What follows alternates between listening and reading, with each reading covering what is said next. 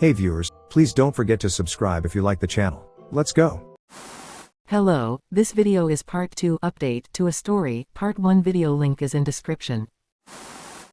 I discovered the affair when I came home early to tell her about my diagnosis. Update 4. WW's friend. Just a quick update. I was surprised by a visit from one of my WW's girlfriends. She is about the same age as Jane. Her name is Carol and was with my WW last week on the girls' night. In fact, the girls' night was at Carol's house. If you read my comments you would know that last week Jane came home very intoxicated. She used a ride share.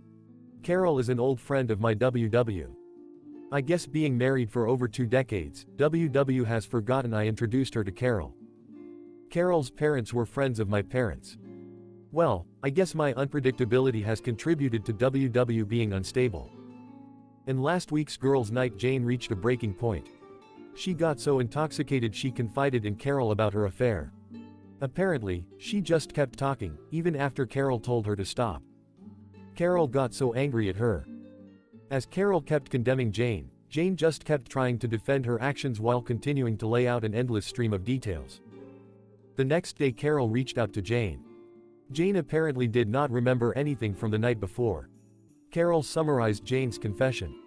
Well, Jane completely denied that she is having an affair, that she did not say those things, and that Carol is mistaken. Carol told Jane she is full of shit and has a week to come clean or she will tell me herself. And since Jane continues to deny that she said anything, I got my visit with Carol. So over coffee, I got the abbreviated accounting of Jane's confession. Carol was expecting me to be devastated. I surprised her when I told her I already knew. I asked her who else was around when Jane did this confession. Carol was the only one else in the house. I asked Carol who else she has told. That offended her. She told me that she would not spread something like that before telling me. I apologized. I explained to her that I had my own timeline for wanting to deal with Jane. And adding others would complicate my plans. And I had to ask. Carol was understanding. I asked her, as a favor to me, not to mention it to anyone and allow Jane to think she believed her. Carol agreed with my first request but said the second part doesn't feel right. I asked her to try. I told her I would be okay. Carol said that anything else I need, all I have to do is ask. I know that I will have to make another apology when Carol finds out about my health. But I will deal with that another day. So I am going to confront Jane tomorrow. We have a regular date night, and I plan on calmly telling her what I know, my condition, and how I am going to spend the rest of my life without her. I hope the public setting will keep the drama to a minimum. Going as planned or a total disaster, I will update sometime this weekend. My plan is after the confrontation, to give her what I know, asking her to not contact me or my family. We will see how it goes. Update 5. Confrontation and aftermath.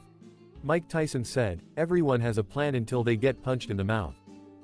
Yes, every plan does not go exactly as you vision. Mine is not exempt from this reality. I will take a moment to set the table of my plan for you. Jane and I have a weekly date night and we generally use the same restaurant. So much so we have a regular table. It is in the back, still public but away from the high energy near the bar. I decided that this would be the place I confront her. I planned to do it after the end of dessert. I got my lawyer and his wife's reservations at the same time. I gave our server the payment for both of our party's meals before we began. She has been our server for years. I had Carol on call to help Jane after I leave. My plan was to end the meal with a conversation about our relationship. I wanted to record it. Then I would confront her, tell her about how I know, my diagnosis, and the plan for what I want, and give her a letter asking her to not contact me or my family or come to the farm. I would have the letter witnessed. I would also leave her a briefcase full of evidence along with the divorce papers. Then get up and walk away. I expected her not to make a scene to protect her social status. I did record the conversation. She gushed about how great our relationship has been over the years. She talked about how great we are as a team. I asked her if I treat her right, have ever abused her, etc. She said of course not. Then I asked her why did she cheat on me. She stated that she does not know what Carol told me but that it is she is wrong. I told her I had already known before Carol told me. At that point everything I think Jane had prepared to counter this conversation left, and so did the color on her face. All she could do is ask, "What?" I then told her to let me get through this without interruption, and she shook her head in agreement. She went from a confident and prideful woman to a woman with the deer in the headlights look. All she could do is nod. I then explained how I came home after my meeting with my doctor. I was rushing home to have the most difficult conversation with the one person I wanted to talk to. I explained that when I drove up I saw his car. I then checked the cameras and saw they were in privacy mode. I decided then to go to the farm. I told her that I still had footage, and she almost interrupted to ask how, but I just put up my hand to remind her to let me finish. I told her about my diagnosis and plans not to fight the disease. I saw the heartbreak in her eyes, and I got angry. How can she feel sorrow for me? But I moved forward. I then signaled the waitress and she went over and got my lawyer. They both came to our table. My lawyer handed me a briefcase and a folder with a letter. I told her that I don't want her to contact me or my family or come to the farm after I left tonight. I signed the letter and asked the server to witness it. The server and lawyer then watched me give the letter to Jane. I then dismissed them. I then concluded by giving the briefcase to Jane. I told her I know much more than she expects. I was totally destroyed. That there are divorce papers and they're already signed by me, and she can sign them and start the divorce proceedings. I told her I don't expect to survive a contested divorce. That as long as I am alive she can stay at the home in town. I will be at the farm. I will not see her after tonight. I don't want to hear any excuses. I have called Carol to help her home.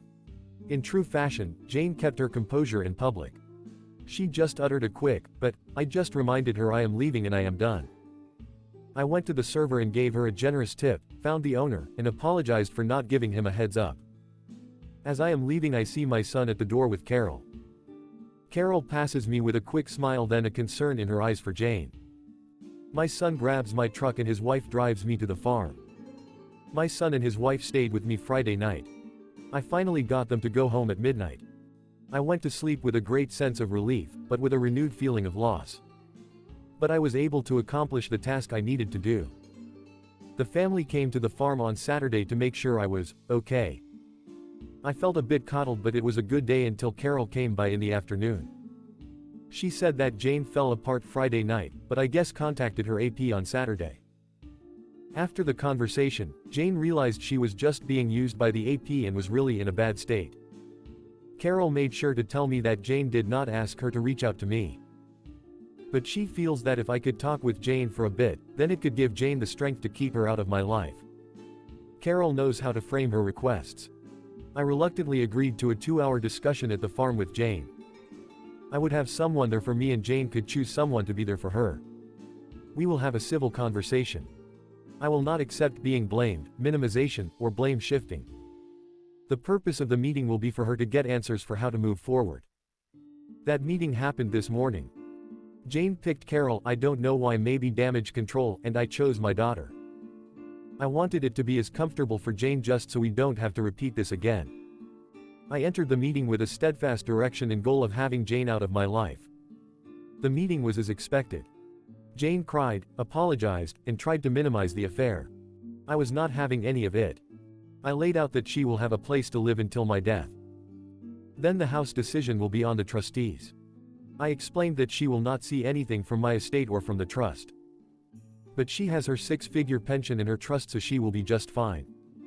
I have to rant about something, she said, why won't you fight for me or us? I almost broke loose my temper at her, but I just responded with, I just don't care about you or us anymore.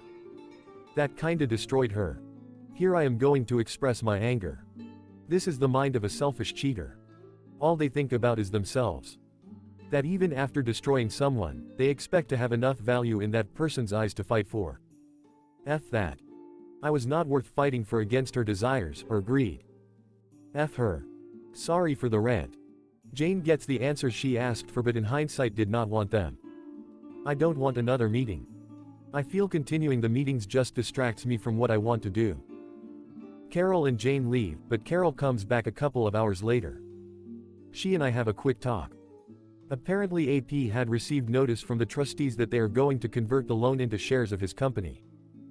And since the trust will be the majority owner, they are asking for a full forensic audit. My daughter with the MBA is not wasting any time. Well, I guess when Jane went to him for comfort she realized what I already expected.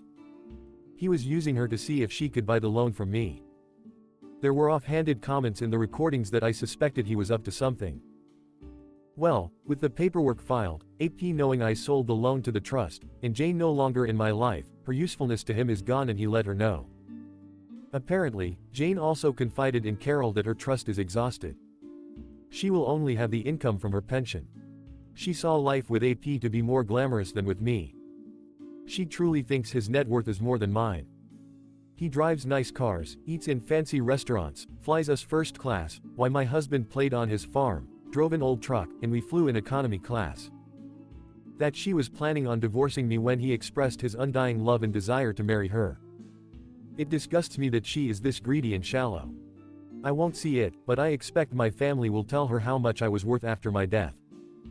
I am so glad that her true colors were shown now so I could deal with her and spare my family from her. Then Carol did something that was totally unexpected and threw me off guard. She told me that since I am no longer encumbered if I need companionship to give her a call. I challenged her and asked why with my diagnosis, why would you or any woman want to spend time with me? There is nothing long-term. She responded that just because Jane is an ignorant slut and did not know what she had, does not mean any divorcee or widow would not line up to spend what time I have left with me. That I am a hell of a man and any time with me would be cherished. And I would have quite a few lady callers lining up and she might as well be first in line. I asked her, but most won't know Jane and I are separated. She said Jane does not want the social groups to know, but that she and Sarah will make sure her story is out. I was polite and told her I would let her know. She smiled and gave me a kiss on the cheek. I thought about it after she left, but I am pretty sure I do not want that complication in my life right now. I have left quite a bit out, but that is the highlights. I am doing okay. It has been a roller coaster. I need a few days of peace and quiet. The social groups will know soon. Both the breakup of my marriage and also my diagnosis. I will now have an endless stream of people wishing me well. I knew I could not delay it forever, but I don't want to be treated differently. However, life is what it is. Update 6. First, I am doing okay. I am still above ground and above room temperature. Every day on my feet is a blessing. My coughing is a bit worse. I am experiencing some discomfort. I notice I am getting winded a bit easier. Overall though a great week. Let's start with Jane. She has gone to ground. Her status in the community has crashed hard and swiftly. Once it was out she was, politely, asked to resign from any of her leadership roles. Most of her circle has judged her harshly and has come right out and asked her if she chased their husbands. She has tried to reach out a few times. I have not responded. A couple was through proxies. I just asked the person to tell her I have said what I needed to say and I know all I need to know. I really don't care if she needs closure. Why do I need to worry about her selfish need for that? She knows how I feel because I told her. Some of the details of the affair. They have been going on for at least 6 months. They took 3 trips together. One of which they played the newlyweds. Another was a couple celebrating a 20-year wedding anniversary and the last that they met on vacation staying at the same hotel. I guess role-playing was a bit of their dynamic. She used my house because she was comfortable there, but also the house is set back from the road and passers-by cannot see the cars in the drive. She also bought herself a second car and stored it in town in a parking garage. She apparently swapped cars when she went to App's house so no one would recognize her car. She was very concerned about how this would be viewed by anyone in her social circle. Maybe so I would not catch her. Her actions alone show how much effort she went to for the affair with the AP. All of these efforts alone solidify in my mind how I am feeling and how I dealt with the affair. I have no regrets about what I have done. The drunken confession to Carol was only partly due to my unpredictability. Apparently, as soon as the notice of my sale of App's loan to the trust was received, he started to distance himself from Jane. I guess from the pressure of almost getting caught and AP starting to not be as interested in her, she got drunk and let it all out to Carol. You know what happens after that. It is pretty clear to me that AP had alternative motives for his participation in the affair. This does not excuse Jane in one small bit. It just makes Jane more pathetic. It appears that AP wanted Jane's help on his loan with me and Jane wanted the flasher life with app's money. It is interesting how ugly people attract each other. If all of us decent people just allow the despicable to pair up together, we can find better partners. Sorry to all of those out of a sense of devotion you work on reconciliation. It was not for me. AP is not happy about the intentions of my daughter. It appears he will be trying to stop it in court. All he has to lose is more money. I have heard rumors that he has tried to raise money from other investors to pay off this loan. But unfortunately for him, the news of his actions has already started to circle around my business acquaintances. Remember when I said you invest in persons, not companies? Well, there are not many who want to invest in him. I don't know what my daughter has planned for his company, but it employs quite a few people, so she will work hard to make sure it continues just for them. I think she is worried AP has something to hide in the company's books. For the employees, I hope it is not anything that cannot be corrected. Family time has been great. I went to a high school basketball game with the family this week. I also scheduled a poker night. That was great. I had some old friends, my son, and my grandson at the game. The grandson got to see how old school men sat around telling tales and just enjoyed a night together. I hope to get a few more of these in. We have eaten as a family 3 times this week. Carol did come over one night and brought dinner. We ate and talked, but I kept her at arm's length. I am still not comfortable letting her in. Chores on the farm comfort me. I walk the fences, well, drive at times, check on the animals, check on the employees, and help with equipment maintenance. Knowing that this farm will stay in the family and continue to run fills me with peace. A part of me lives beyond my time here. I have also had a number of friends and acceptances stopping by. Someone mentioned a living wake, and I think this is what they meant. I am encouraging anyone to come out and see me. I like spending time with these folks, even if it might be the last time. Thank you for suggesting that. Thank you all for your support. It really does help. Comments for Jane. Comment 1. As Dan Aykroyd used to say, Jane, you ignorant slut. You had the love of a good and decent man. You have shown yourself to be a common strumpet, of the lowest moral character. While your ex-husband has, in epic style and class, coped with the dreadful news of his affliction, which he was forced to shoulder alone, compounded by your soulless betrayal, you cow. He let you take nothing else from him from that moment on. You became as nothing to him, unworthy of even his contempt. I hope you torture yourself knowing what you did to this man. He would rather go through something this terrifying alone, than spend another moment with someone as toxic as yourself. For at least a little redemption. Stay away from him, he doesn't want to hear pathetic excuses. Comment 2. Dear Jane, why did you think it was necessary to cheat? I hope you realize your husband not only suffered once with horrific news, and suffered by himself, but came home to tell you his diagnosis. Only to find you were fucking someone else. How his heart broke that day, his soul was shattered, and to leave him alone suffering in silence, because you felt you deserved more. Only a selfish narcissistic bee could pull off the unfathomable actions that you did. May you suffer for years in silence, knowing you spent the last moments of your husband's life not being near him, or him feeling loved by you. It is sad you felt someone's dick was worth more than the love you once had for your husband. I hope if you read this you feel worse than you did before reading it, and you spiral, and your tears well up even more. So Jane, go live a full life and may you die of old age, and a great memory, so this memory will haunt you until your last day. Comment 3. You should be utterly ashamed of your actions. You may not have known of your husband's diagnosis at the time, but he has given you so many years of marriage. If you were unhappy, you should have spoken with him and ended it, not you wanted to be a greedy cow and have your cake and eat it. Now your poor husband, who should be living out his final days with the family who love and support him, now has to go through the humiliation of a wife who cannot keep her knickers on in a divorce while dying. You are lower than pond scum, and your children will never ever forgive you for what you have done. Comment 4. Jane, you deserve everything you get in life, and I mean that in the meanest, worst way possible. I hope you never get a day of peace. I pray you never find comfort in your darkest moments. I wish you only the worst luck. You're selfish, and I hope you only get what you've put out in the world. You're disgraceful. And I hope your future relationships are filled with failure and pain. Comments for my family. Comment 1. I hope all of you know the love and compassion your father has for all of you. May you all find joy and happiness, and make memories during this time and afterwards. Please ensure you never speak to Jane and make sure she knows she is unwelcome anywhere near your entire family. Ensure she knows she is ostracized, and no longer welcome. Screw her affair partner's business, and make sure you leave that asshole broke. Just my 2 cents. Comment 2. Your father's calmness, acceptance and collected action despite the devastation he has received, has inspired me to follow his actions in handling my own issues. He really is an inspiration. Good man.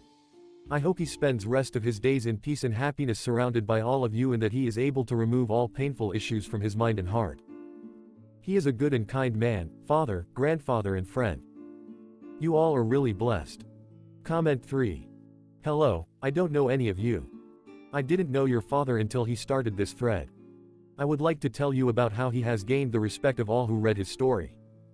I really would have liked to have met him. He seemed to be someone I could have been friends with. I'm truly sorry about the events that you are now dealing with. I don't know how you feel towards your stepmother. I do believe she deserves to be completely cut off from everyone in your family. She made a choice to do what she did. Now let her live with that choice, all alone in her own hell. Please try to keep your father's memory alive. He has been an inspiration to many of us. Stay true to each other and stay loyal to your partners.